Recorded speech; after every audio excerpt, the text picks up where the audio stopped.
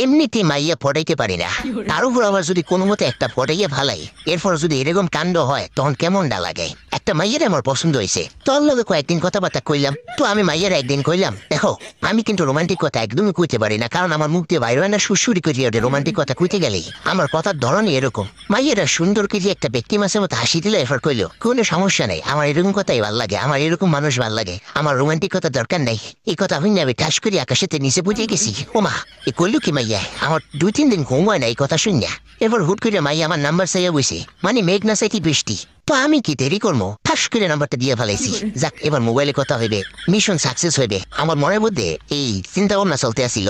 বিসমিল্লাতে প্রথম দিন ফোন দিচ্ছে আমার ক্রাশ আমারে, কিন্তু আমি ধরতে পারি নাই, ধরছে আমার মায়। দরিয়া কইতে আছে, একটু অপেক্ষা করো, তোমার জানেমান হাত দিয়ে গেছে। কেমনটা লাগে? তো কিছু মনে করি নাই, পোলা যেরকম করিয়ে কথা কয়, মা তো এরকম করিয়ে কথা কইবে।